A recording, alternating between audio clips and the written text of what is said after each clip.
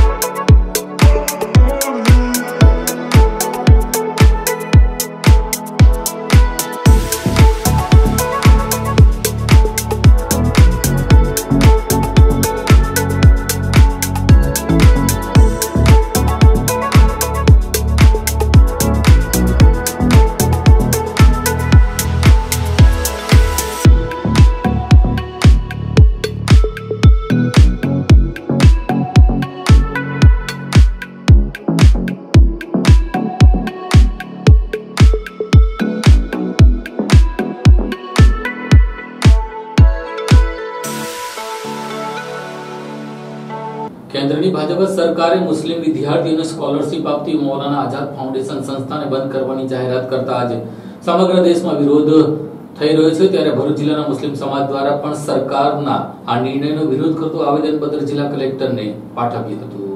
ભરૂચ જિલ્લા કલેક્ટર કચેરી ખાતે શનિવારના રોજ સમસ્ત મુસ્લિમ સમાજના લોકો મોટી સંખ્યામાં ઉપસ્થિત રહી આવેદનપત્ર પાઠવ્યું હતું, જેમાં જણાવ્યું હતું કે મૌલાના આઝાદ ફાઉન્ડેશન બંધ કરવાનો નિર્ણય કેન્દ્ર સરકાર દ્વારા લેવાયો છે। તે નિર્ણયથી લઘુમતી સમાજ અને મુસ્લિમ સમાજના વિદ્યાર્થીઓનું શૈક્ષણિક પ્રગતિ રોકાય તેવી શક્યતાઓ રહી છે। મૌલાના આઝાદ ફાઉન્ડેશનની રચના દ્વારા લઘુમતી સમાજના લોકો માટે મુસ્લિમ સમાજના વિદ્યાર્થીઓને સમાંતરે શૈક્ષણિક વિકાસ થાય તે હેતુથી આ ફાઉન્ડેશન દ્વારા આર્થિક રીતે સહાયરૂપ બની દેશના અનેક મુસ્લિમ વિદ્યાર્થીઓનું પોતાનું ભાવિ ઉજ્જવળ બનાવ્યું છે।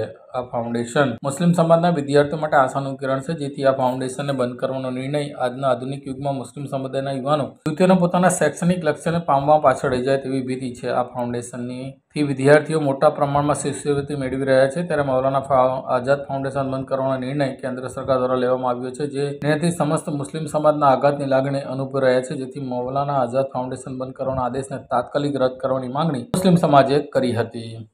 अस्सलामुअलैकुम।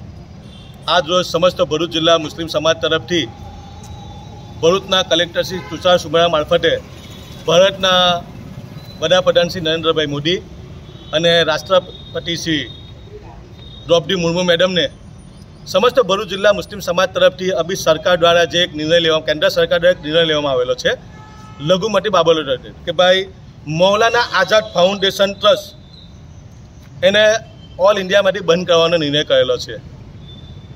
आ निर्णयथी समग्र हिंदुस्तानना मुसलमानो दुखी छे। आ निर्णय करवाथी लाखों ने करोड़ों मुस्लिम जे विद्यार्थीओ छे विद्यार्थिनीओ छे जेमने आ भारत देशने सुपर पावर बनाववामां जे आपणा ज्यां सुपर पावर बनवा जई रहेला छे आमां मुस्लिम समाजनो आजादीमां पण एटलो सीफाळो छे अने आ देशने एज्युकेशन क्षेत्रे पण महत्वनो मुस्लिमोनो फाळो छे। परंतु मौलाना आझाद फाउंडेशन ट्रस्ट ये हिंदुस्तान जे कचरायेलो वर्ग है जेम के मुसलमानों में शिक्षण मळे सारू शिक्षण मेळवी अने आईएएस आईपीएस मामलतदार बने कलेक्टर बने डीएसपी बने सारू शिक्षण थी वंचित करवा माटे आज केंद्र सरकारे निर्णय लीधेलो छे કે મૌલાના આઝાદ ફાઉન્ડેશન ટ્રસ્ટને બંધ કરવાનો નિર્ણય એ સદંતર અયોગ્ય છે, ભારતના બંધારણની વિરુદ્ધમાં છે. આ સંસ્થા આઝાદી વખતથી ચાલતી મૌલાના આઝાદ ફાઉન્ડેશન ટ્રસ્ટ એ મુસ્લિમોના એકલા ફક્ત મુસ્લિમો નહીં, તમામ ધર્મના ઉદ્ધાર માટે આ કામ કરતી સંસ્થા છે. જેમ કચરાયેલા લોકો છે, જેમની પાસે શિક્ષણ ભણવું છે પરંતુ એમની પાસે કોઈ સંસ્થાનો સાધનો નથી, આ સંસ્થા ફક્ત ને ફક્ત એક કોમને નથી મદદ કરતી, તમામ ધર્મને, તમામ કોમ્યુનિટીના લોકોને ઉચ્ચ શિક્ષણ મળે, સારું શિક્ષણ મળે અને સમાજના દીકરા દીકરીઓ ઉચ્ચ શિક્ષણ મળી અને IAS IPS બને એવી સંસ્થાને જે લઘુમતી બાબતોને મંત્રાલય શ્રીમતી સુમતિ ઈરાની મેડમે જે આ નિર્ણય લીધેલો છે અને ભારત સરકારે અમે સમસ્ત ભરૂચ જિલ્લા મુસ્લિમ સમાજ આનો વિરોધ કર્યા છે. અંકલેશ્વરના સ્ટેશન રોડ પર આવેલા સુપર કોમ્પ્લેક્સની ગેલેરીનો ભાગ તૂટી પડવાની ઘટનામાં પાલિકાએ આજે નોટિસ ફટકારીને જર્જરિત ભાગ ઉતારી લેવાની સૂચનાઓ આપતા આજે તેનું કામ શરૂ કરવામાં આવ્યું હતું. અંકલેશ્વરના બ્રિજનગરની સામે આવેલા સુપર કોમ્પ્લેક્સની ગેલેરીનો કેટલો ભાગ ધરાશાયી થયો હતો. આ શોપિંગ સેન્ટરમાં ટ્યુશન ક્લાસ ચાલી રહ્યા છે ત્યારે શિક્ષકોની હાલત બગડતા તેમણે વાલીઓએ ફોન કરી બાળકોને ટ્યુશન નહીં મોકલવાની સૂચના આપતા 60 જેટલા બાળકોનો બચાવ થયો હતો. શુક્રવારે બપોરે 2 વાગ્યાના અરસામાં અચાનક ચોથા માળની ગેલેરી અને છતનો કેટલોક ભાગ ધરાશાયી થતા દોડધામ મચી હતી. 2 દુકાન પર કાટમાં પડતા તેને નુકસાન થયું હતું. ત્યારે પાલિકાએ કોમ્પ્લેક્સમાં જર્જરિત ભાગને 15 દિવસમાં ઉતારવાની નોટિસ આપી છે. સંતોષ પાસવાન નામના વાલીએ જણાવ્યું કે તેમની સોસાયટીમાંથી 60 જેટલા બાળકો આ કોમ્પ્લેક્સમાં ટ્યુશનમાં જાય છે ત્યારે શિક્ષકોની તબિયત બગડતા તેમણે બાળકોને ટ્યુશન નહીં મોકલવા માટેનું જણાવ્યું હતું, જેને લઈને દુર્ઘટના ઘટી હતી. ત્યારે આ બાળકો પોતાના ઘરે જ હોવાથી એક મોટી હોનારત થતા અટકી હતી. આમોદ પંથકમાં 2 લોકોએ અગમ્ય કારણોસર ઝેરી દવા પી લેતા તેઓને ગંભીર હાલતમાં હોસ્પિટલમાં ખસેડવામાં આવ્યા હતા. આમોદ શહેર તેમજ તાલુકામાં 2 અલગ અલગ વ્યક્તિઓ દ્વારા આપઘાત કરવાના પ્રયાસને લઈને યાદ નોંધાવવા પામી છે. પોલીસ સૂત્રોથી મળતી માહિતી મુજબ આમોદ તાલુકાના મચ્છાસરા ગામના ઇમરાન નામના વ્યક્તિએ અગમ્ય કારણોસર ઝેરી દવા ગટગટાઈ જતા સારવાર અર્થે આમોદની સામૂહિક આરોગ્ય કેન્દ્રમાં લાવવામાં આવ્યા. જેઓની તબિયત વધુ બગડતા ભરૂચની સિવિલ હોસ્પિટલ ખાતે રિફર કરવામાં આવ્યા છે. ત્યાં તેઓનું મૃત્યુ થયું હોવાની જાણ આમોદ પોલીસને થતા વધુ કાર્યવાહી હાથ ધરી છે. ત્યારે ગત રાત્રિના સમયે આમોદ તાલુકાના બહુચરાજી નગર ખાતે રહેતા રવિભાઈ વસાવાના વ્યક્તિએ પણ અગમ્ય કારણસર ઝેરી પી જતા તેઓને સારવાર અર્થે આમોદની સામૂહિક આરોગ્ય કેન્દ્ર ખાતે લાવ્યા હતા. જે બનાવ અંગેની જાણ આમોદ આરોગ્ય કેન્દ્ર ખાતે તેમના ગ્રામજનોને થતા દોડ્યા હતા. આમોદ તાલુકામાં 2 અલગ અલગ વ્યક્તિએ ઝેરના પારખા કર્યા હોવાના બનાવને લઈને પોલીસે તપાસનો દોર શરૂ કર્યો છે.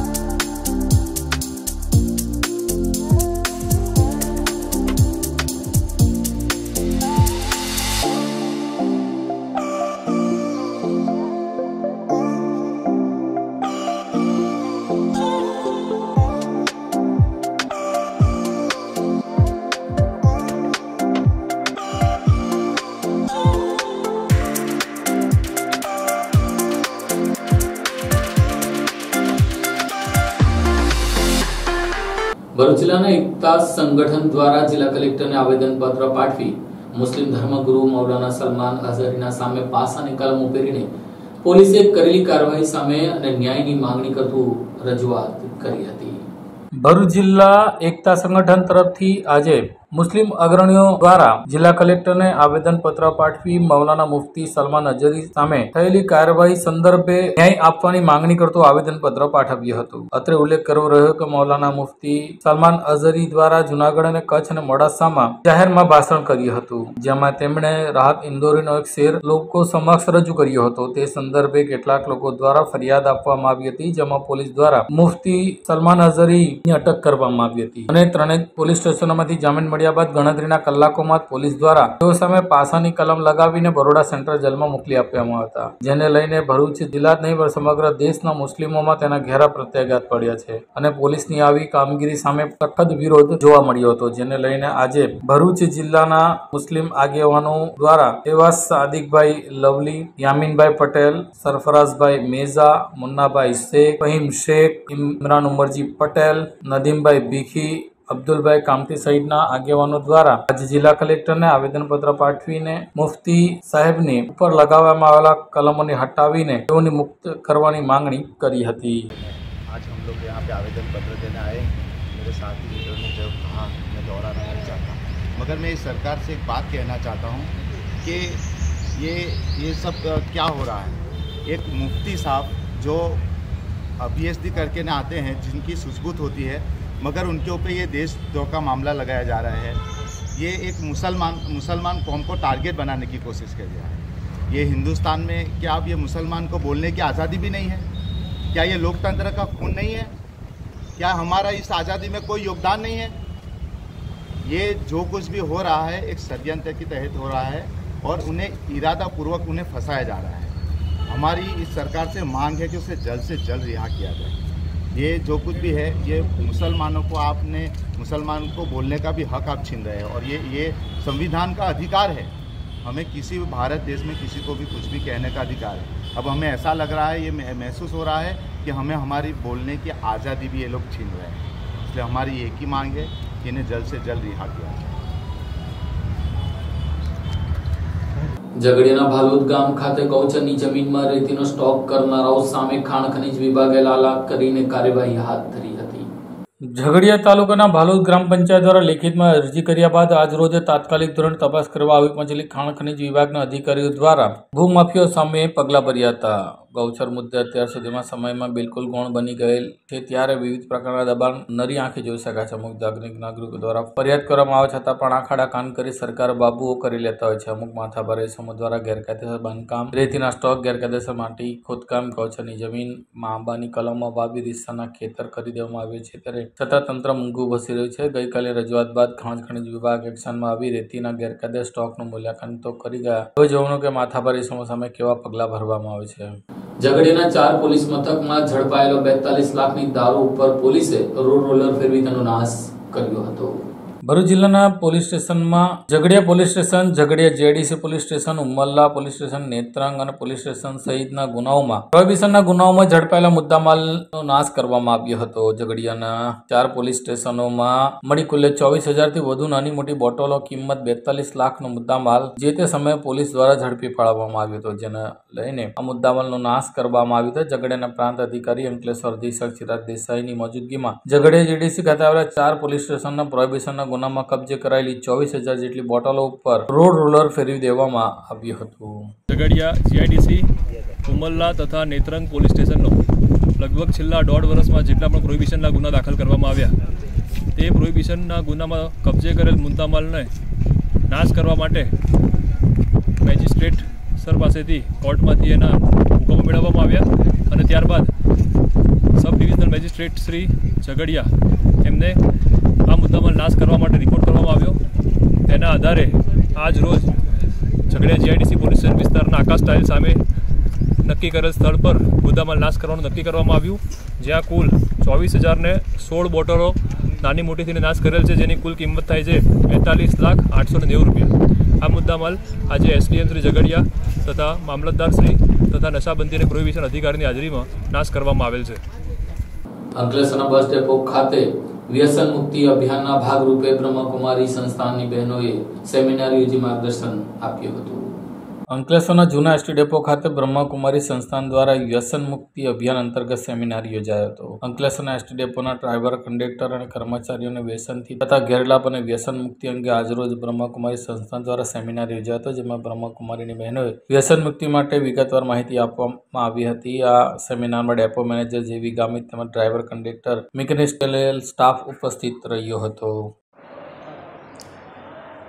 જેબી Gamit, depot manager, Ankleshwar.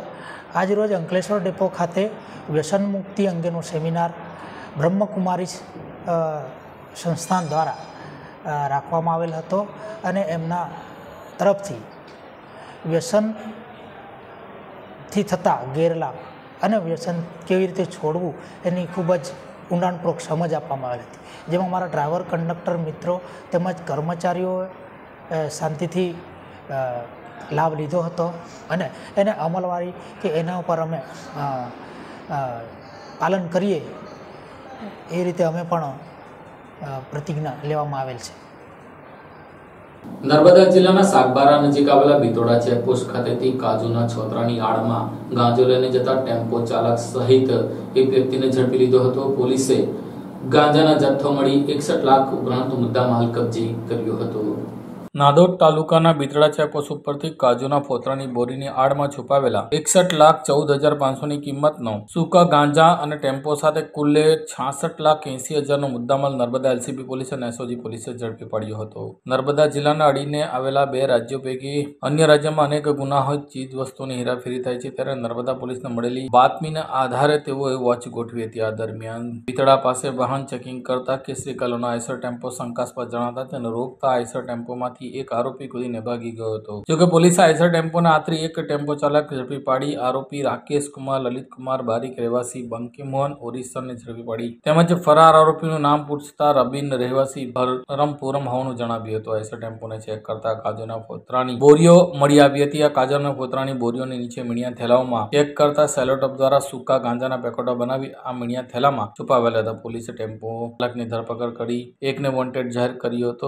NDPS act Rajpipla police મથકમાં ગુનો દાખલ કર્યો હતો. પોલીસે કાજુના ફોતરા 56,645 ની કિંમતના કબજે કર્યા હતા. પ્લાસ્ટિકની 78 નંગ કોથળીઓ, દોરડા, મોબાઈલ ફોન વગેરે દસ્તાવેજ મળીને કુલ્લે 61,14,500નો મુદ્દામાલ કબજે કર્યો હતો.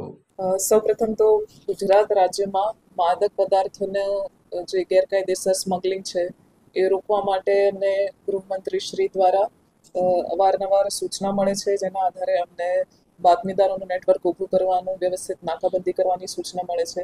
એ કાર્યવાહીના ભાગ સ્વરૂપે નર્મદા જિલ્લાની LCB અને SOGની ટીમ દ્વારા રાજપીપળા પોલીસ સ્ટેશનની બિતાડા ચેકપોસ્ટ ઉપર નાકાબંધી કરી અને બાતમીના આધારે એક ટ્રકને ઇન્ટરસેપ્ટ કરવામાં આવ્યો હતો.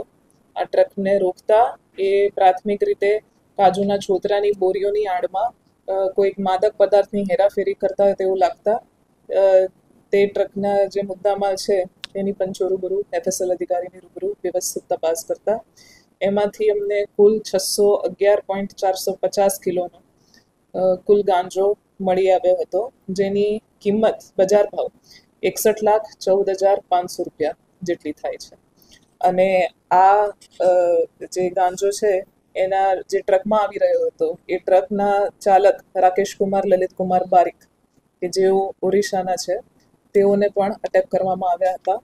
અને આ જે ગુનો છે એમાં અન્ય 3 આરોપીઓને વોન્ટેડ જાહેર કરવામાં આવ્યા છે. જે 2 આરોપીઓ ઓરિસ્સાના છે ચોક્કસ તેની અમને જાણ છે. 3જા આરોપી ચોક્કસ ક્યાંના છે તેની તપાસ ચાલુ છે. અને આ જે ગાંજો જે છે એ ઓરિસ્સાના કુકડખંડી ગંજામ ખાતેથી ભરવામાં આવ્યો હતો અને ત્યાંથી ઓરિસ્સાથી નીકળી મહારાષ્ટ્ર થઈ, મહારાષ્ટ્રના શાદાથી થઈ અને નર્મદા જિલ્લાની હદમાં પ્રવેશતા નર્મદા જિલ્લાની હદ જ્યાંથી શરૂ થાય છે તેની એકદમ નજીક બિતાડા ચેકપોસ્ટ આવેલી છે, ત્યાં આ ટ્રકને રોકવામાં આવ્યો હતો.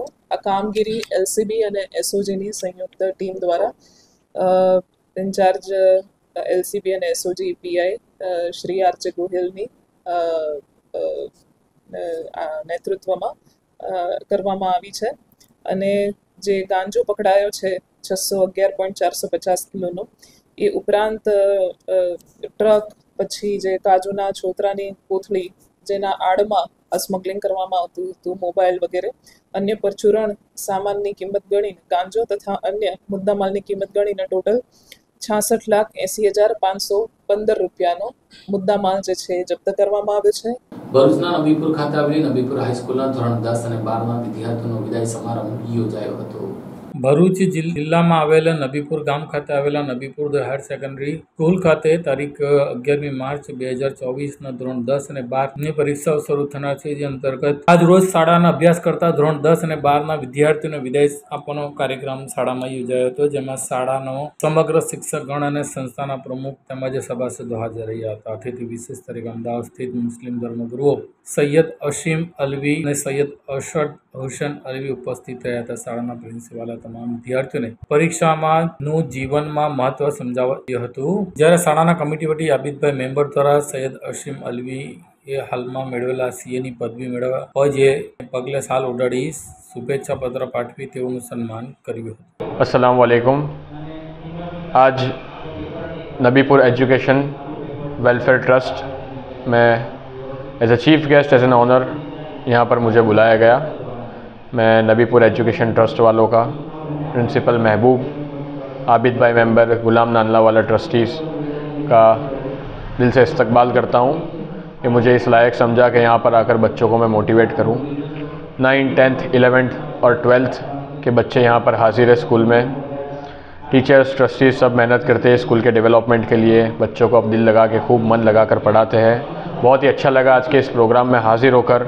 बच्चों को भी मैंने मोटिवेट किया, करियर काउंसलिंग की, गाइडेंस दी अपने करियर को लेके. बहुत ही अच्छा लगा. माशाल्लाह बच्चे भी काफ़ी होनहार है, ब्राइट है, इंटेलिजेंट है. अल्लाह इन लोग को कामयाबी अता करे और मेरे लायक जो भी खिदमत होगी इंशाल्लाह मैं देता रहूँगा इस स्कूल के लिए, इस गांव नबीपुर के लिए और इस देश के लिए. अस्सलाम वालेकुम.